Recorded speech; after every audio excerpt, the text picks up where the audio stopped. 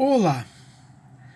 Hoje trataremos da teoria das elites, a tirania das maiorias e o papel do Senado. Você também recebeu, pelo Moodle, o esquema dessa aula, que facilitará a compreensão. Acompanhe também pelo esquema, que é o esqueleto da aula. Primeira coisa, número 1 do nosso esquema: Montesquieu e a Câmara Alta. Quando Montesquieu, fundado no modelo inglês, baseado no modelo inglês, concebe a Câmara Alta, ele dá ou atribui à Câmara Alta o poder de impedir, pouvoir d'empêcher em francês. A Câmara Alta, claramente em Montesquieu, tem uma índole conservadora, mas expressava o temor de Montesquieu, liberal, em relação à democracia plena, em relação à democracia pura. A Câmara Alta modera a Câmara Baixa, que é a Câmara Baixa eletiva, popular nesse sentido. Então Montesquieu tem uma Câmara Alta conservadora, o poder de impedir. A Constituição brasileira, de certa forma e em certa medida, incorporou tal concepção. Vejam o nosso Senado, a nossa Câmara Alta. Para ser senador, é preciso ter 35 anos ou mais.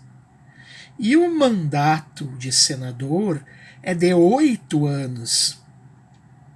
35 anos ou mais, essa exigência de idade, partiu daqueles que imaginavam que os jovens são ousados, os jovens são destemidos, e que à medida que a idade avança, as pessoas vão ficando mais conservadoras ou prudentes, diriam alguns. Um mandato de 8 anos também é interessante do ponto de vista dessa ideologia mais conservadora, mais restritiva em relação à democracia. E por quê? 8 anos são os anos do esquecimento. 8 anos de mandato é o prazo para esquecer. 8 anos permite que os senadores tomem decisões impopulares, que desagradem de alguma forma o eleitorado, e depois isso seja esquecido. Que o tempo varra essas decisões impopulares. Uma coisa é ter um mandato curto, 4 anos, porque aí as eleições estão sempre no espelho retrovisor. Outra coisa bem diferente é ter um mandato mais longo, de 8, porque aí as eleições são algo remoto e esse esquecimento é possível. Então vimos a concepção de Montesquieu, um Senado conservador para pôr freio ou contrapeso à democracia. Também vimos, interessante, que Benjamin Constant tinha tido 2 experiências negativas, em parte, na Revolução Francesa. Eu me refiro ao terror jacobino e ao despotismo napoleônico. São 2 experiências inegavelmente negativas, porque delas muitos abusos resultaram em nome da soberania popular. Então Constant tem esse receio em relação à soberania popular. Em nome dela, abusos são possíveis, como eram possíveis absolutismo, no poder concentrado do absolutismo. Novamente, o receio em relação à democracia. Eu expliquei já em outro encontro que esse casamento entre o liberalismo e a democracia é problemático e não é tão contínuo quanto nós imaginávamos antes. Então vencemos o ponto 1 e o ponto 2. O ponto 3 nos fala dos pais fundadores. Interessante essa expressão. Os pais fundadores. A quem eu me refiro? Eu me refiro àquela elite política, intelectual e econômica que fez a independência dos Estados Unidos da América e mais, que desenhou as instituições norte-americanas.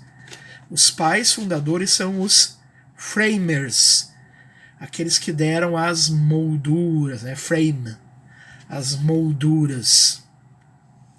São uma classe política e dirigente, do nosso ponto de vista, invejável pela sua capacidade, pela sua qualidade e pela sua antevisão, os pais fundadores. Eu enumero alguns de forma exemplificativa. Eu enumero Washington, John Adams, Hamilton, Madison, Jay, Jefferson e tantos outros são os pais fundadores.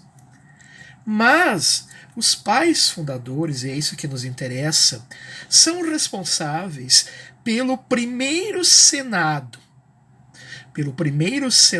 moderno, o Senado dos Estados Unidos da América, de sua primeira e única, vigente até hoje, Constituição, é o primeiro Senado moderno do mundo.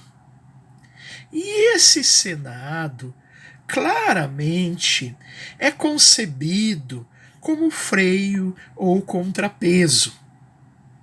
Ou seja, o Senado seria uma maneira, de alguma forma, de limitar o voto popular, os representantes populares presentes na Câmara Baixa, na Câmara dos Deputados dos Estados Unidos da América. Qual é o temor dos pais fundadores? O temor é a tirania das maiorias. Prestai atenção, então, a essa expressão, tirania das maiorias. Os pais fundadores temiam as maiorias? Sim. Achavam que as maiorias poderiam tiranizar? Sim. O que significava essa tirania das maiorias, afinal? Uma ameaça concreta aos direitos individuais, às liberdades individuais, a liberdade de comércio, a propriedade, etc. Os pais fundadores temiam que, se o legislativo tivesse uma casa só, um corpo único, eleito pelo povo diretamente, só os deputados, portanto, esses deputados exerceriam tirania em nome das maiorias contra os indivíduos. Daí esse freio ou contrapeso que é o Senado. Então o primeiro Senado moderno surge para, de alguma forma, conter uma hipotética tirania das maiorias. Ora, será que realmente essa possibilidade existe? Será que as maiorias podem tiranizar? Notem que o temor, de alguma forma, e em larga medida, já existe em Montesquieu e já existe em Constant. Daí o Senado em Montesquieu, que Constant não nega, daí o poder moderador em Constant, e as liberdades declaradas nas Constituições. Constant também. Ora, 4 do nosso esquema. Ponto 4. Será que esse temor em relação às tiranias ou à tirania das maiorias é fundado? Para analisar esse ponto criticamente, nós saltaremos para o século XX e analisaremos uma corrente de pensamento que surgiu em solo italiano. Eu me refiro à teoria das elites. Isso mesmo, 4, a teoria das elites. 4.1, realidade e teoria. Vamos ver, afinal, quem são os principais expoentes, ao menos inicialmente, da teoria das elites. 3 autores com expressão na Itália no início do século XX. Quem são esses 3 autores? Primeiro, Gaetano Mosca. Segundo, Vilfredo Pareto. E terceiro, Robert Michels, ou Michels, se quiserem a boa pronúncia alemã. Mas vamos abrasileirar para Michels, como nós falamos aqui. Então, Gaetano Mosca, Vilfredo Pareto e Robert Michels. Os 3 fundadores, por assim dizer, da teoria das elites. Os 3, veremos mais adiante, associados de alguma forma ao fascismo italiano, em algum momento. Mas esse é um tema para mais adiante, não percam. Por agora vamos tentar compreender essa teoria das elites. Uma coisa a dizer a respeito da teoria das elites é uma máxima dela. A democracia, segundo a teoria das elites, tem uma rotina institucional, tem uma existência concreta à democracia que não guarda vínculo, que não tem vínculo com a sua motivação ideal. Há uma motivação ideal da democracia, o governo do povo, o governo de todos. Essa é a motivação ideal, a soberania popular, se quiserem.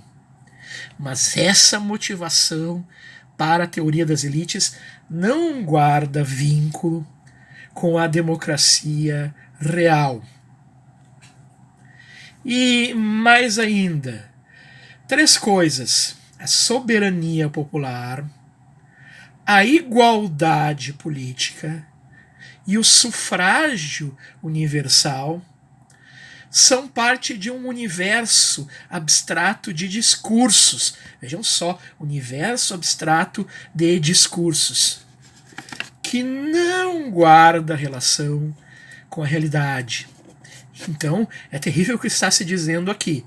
Soberania popular, igualdade política e sufrágio universal não têm sustentação real. São discurso, são abstração. 4.2. A máxima, a premissa central da teoria das elites. Toda atividade humana tem elites.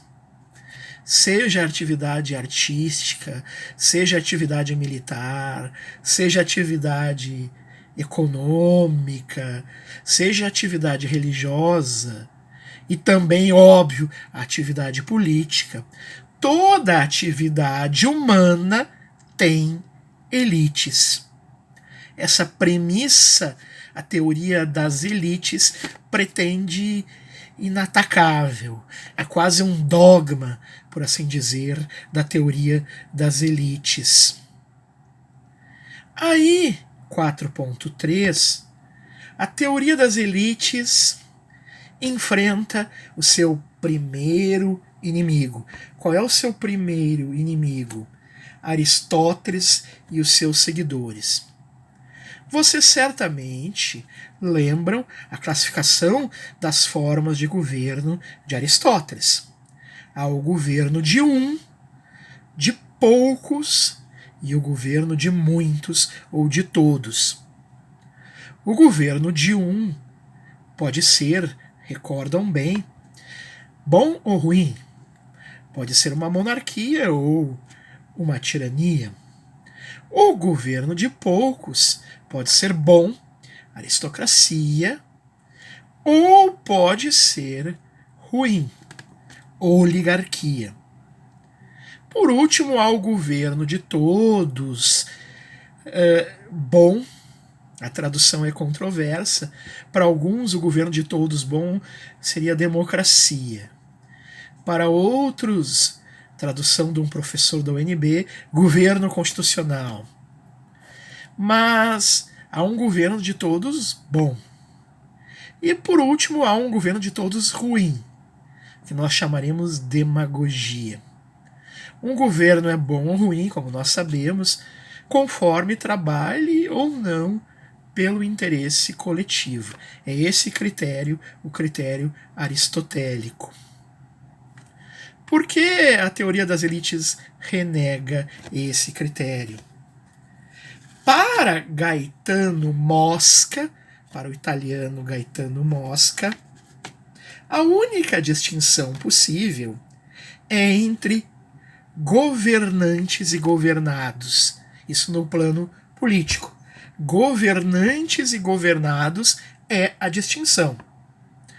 Toda a forma política comporta a distinção, então, entre minoria governante ou minoria dirigente e maioria dirigida.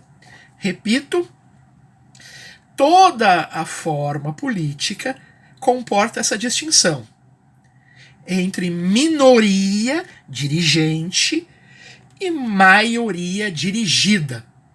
Minoria dirigente e maioria dirigida. Então, na realidade, só existiria aristocracia ou só existiria oligarquia. É impossível uma monarquia, um governo de um só, como é impossível o governo de todos para a teoria das elites. Então, primeiro inimigo, Aristóteles. 4.3, fechamos. Agora vamos a um 4.4 sobre as minorias dirigentes e como elas se formam. Que processo forma uma minoria dirigente? Que processo forma uma elite? Uma elite é elite por causa de um, sublinhem a expressão, processo de diferenciação. Então, uma elite surge por meio de um processo de diferenciação. Determinada quantidade de pessoas se diferencia, se torna elite política. A partir de Mosca, seriam 3 as causas do processo de diferenciação. A primeira causa do processo de diferenciação, de formação de uma elite, é a riqueza. A segunda causa do processo de diferenciação da elite é o lugar social. Lugar social do nascimento. O que é isso? Lugar social do nascimento. O nascimento situa os indivíduos, coloca os indivíduos num universo que não é tão amplo, que é limitado, de conhecimentos, valores e posturas. Ou seja, dependendo do lugar de nascimento do indivíduo, ele será detentor de informações, de contatos, de compreensões de determinadas práticas, ou mais de contatos com determinadas redes. É o lugar social do nascimento. Ou seja, os mal nascidos, entre aspas, terão menor chance de incorporação às elites. Não é que seja impossível, mas a chance é bem menor. O lugar social de nascimento é uma espécie de patrimônio cultural que o indivíduo tem, que muito facilmente o alavanca. E não é todo o indivíduo que o tem, e os indivíduos não os têm da mesma maneira. Bem, então nós temos duas causas até agora, a riqueza e o lugar social de nascimento. Uma terceira causa de diferenciação das elites, uma terceira causa do processo de diferenciação das elites é o mérito. Então eu dei as três principais causas: riqueza, lugar social de nascimento e mérito. Isso tem muito a ver com a vida e o pensamento de Mosca. Mosca era um sujeito talentoso do sul da Itália, oriundo de classes econômicas intermediárias, e que na sua região teve muitas dificuldades até conseguir se estabelecer na carreira de professor universitário na área do direito. Mosca, de alguma forma, sofreu na carne a rejeição social, o preconceito social. Depois de muito tempo, ele consegue se estabelecer.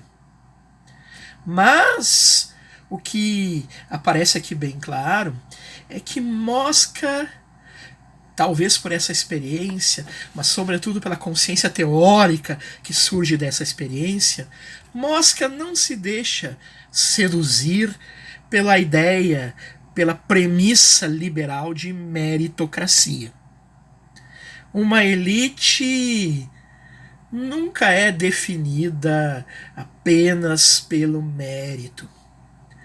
A utopia liberal de meritocracia é falsa. Aliás, a crise do Estado liberal italiano, do chamado Risorgimento, do ressurgimento, ela é uma crise do liberalismo e dos seus valores, inegavelmente. 4.5. Antes do 4.5, eu tenho que dizer, então, que o segundo grande inimigo da teoria das elites é o liberalismo. Liberalismo e teoria das elites têm certos pontos de conflito. E também devo dizer ainda, antes de passar ao 4.5, me perdoem, que a teoria das elites tem atritos com o marxismo. Por quê? Porque para a teoria das elites, nem sempre, vejam só, nem sempre para a teoria das elites, a economia, as relações de classe são determinantes na constituição das elites.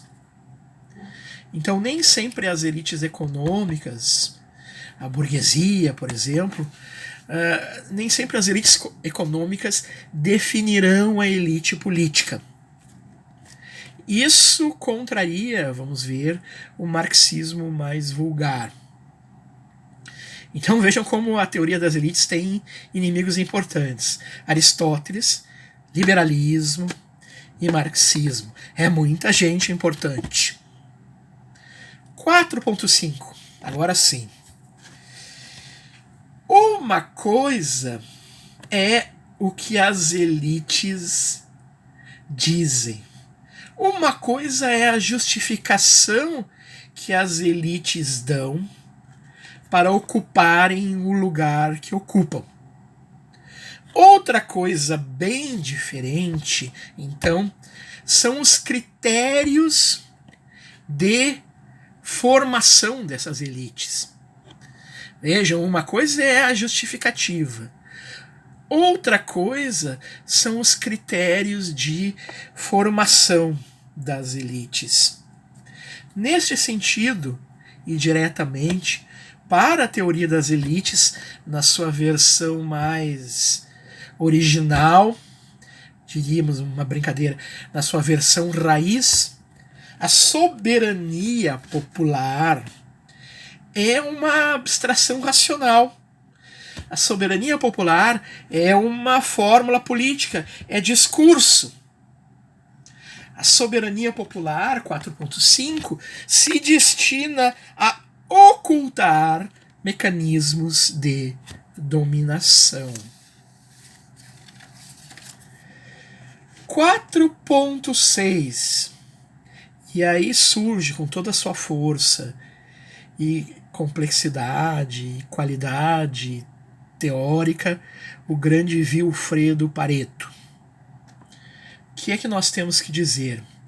Existem elites boas e elites ruins. Isso mesmo. Existem elites boas e elites ruins. O critério para diferenciar uma elite boa de uma elite ruim não é um critério moral.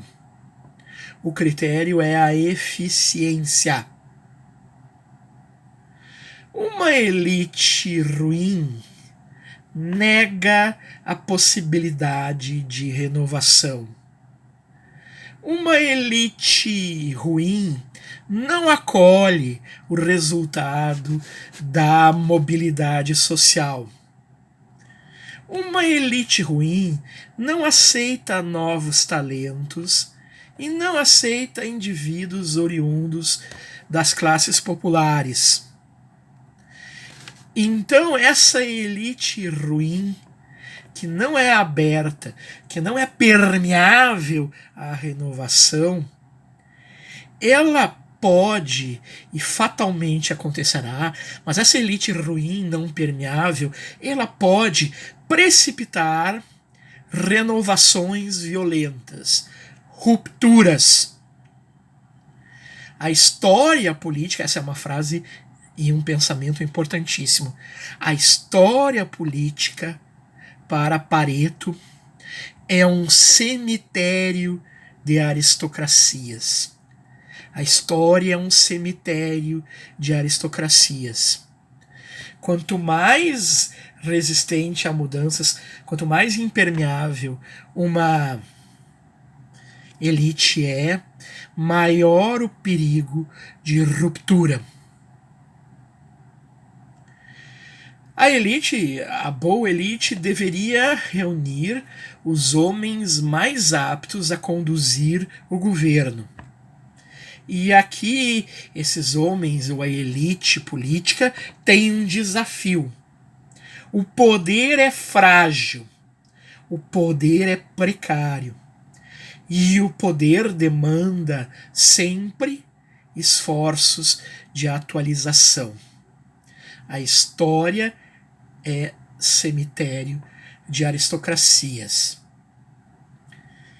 Terminado 4.6, elites boas e elites ruins, nós temos a menção ao Robert Michels e a Lei de Ferro das oligarquias, é o 5.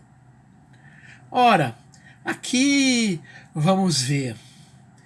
Michels, na verdade de origem alemã, mas com expressão na Itália, Michels é provavelmente o mais ligado autor da teoria das elites ao fascismo. Michels é o mais ligado ao fascismo dos três. Ele é conhecido como o embaixador do fascismo. Portanto, nós devemos ter cuidado e senso crítico na leitura da sua obra. Mas há uma grande obra de Michels que se chama Os partidos políticos. É um grande clássico. Os partidos políticos.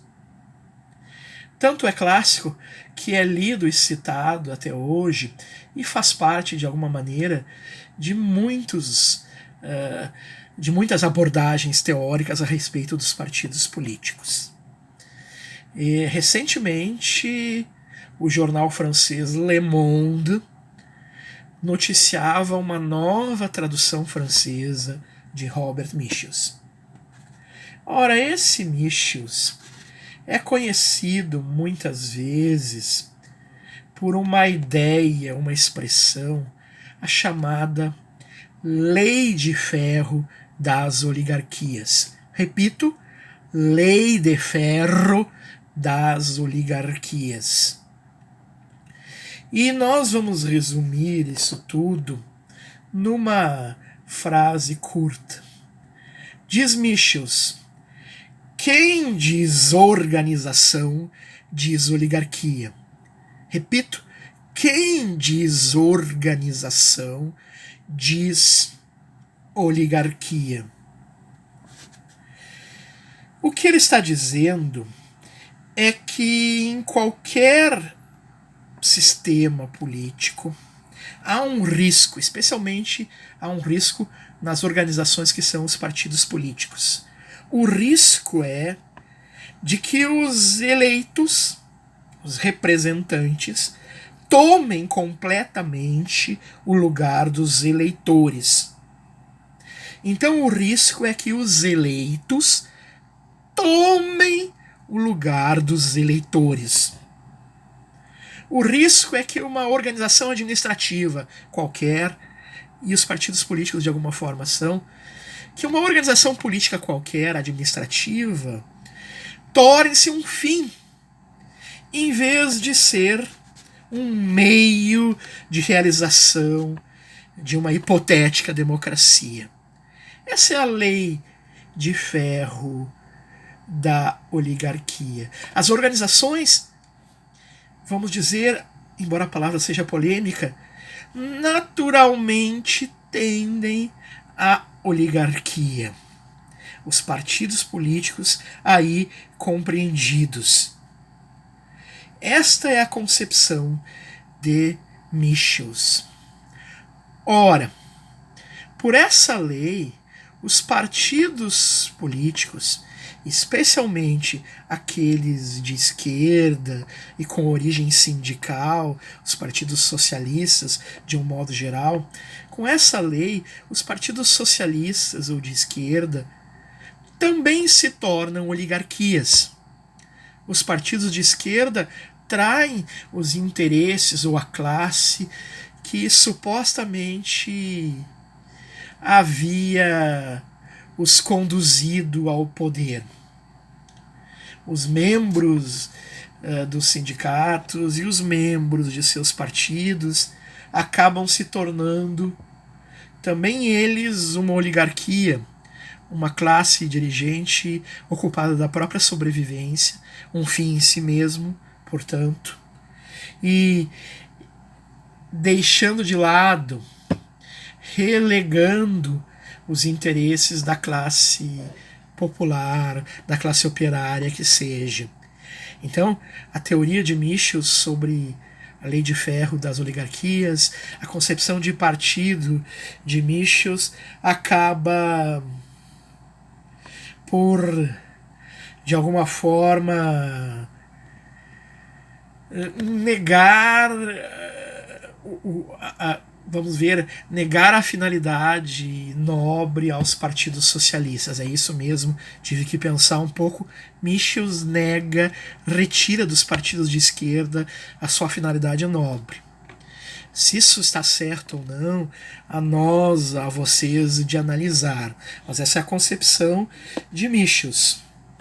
A lei de ferro das oligarquias foi uma expressão que teria surgido no ano de 1911, por aí, quando fermentavam também algumas ideias que resultariam mais adiante no fascismo italiano.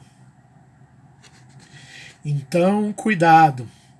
Robert Michels é uma lente crítica, mas ao mesmo tempo alguém com um projeto político claro em direção ao fascismo. A propósito, será tema para outra aula.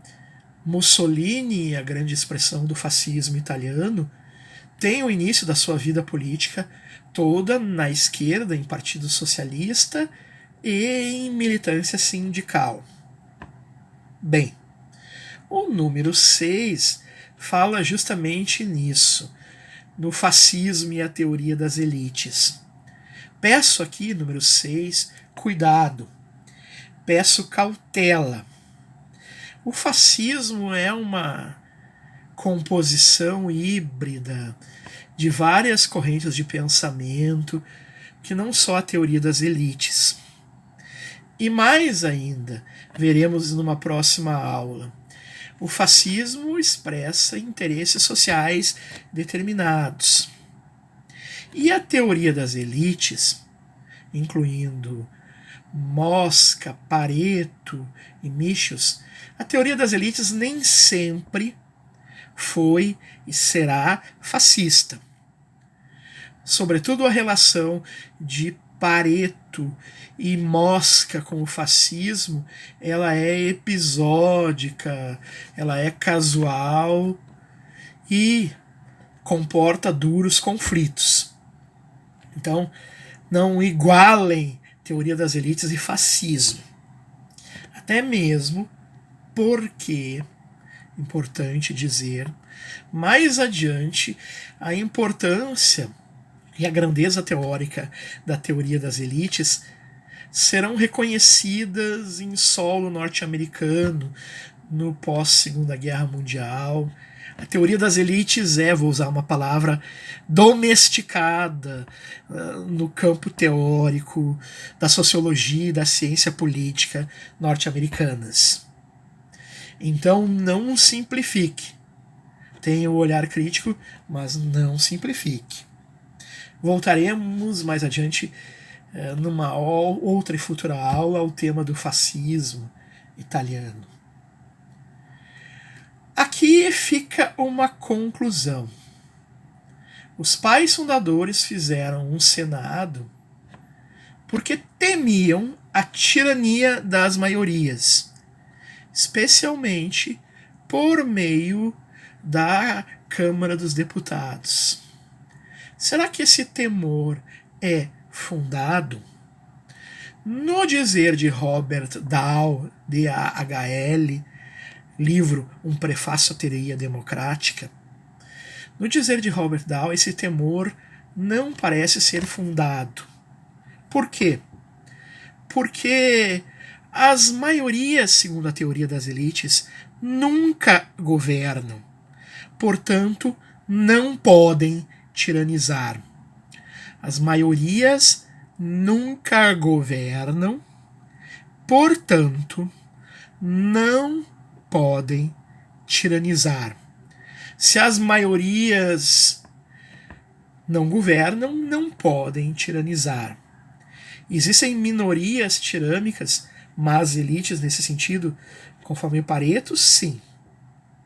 Mas as maiorias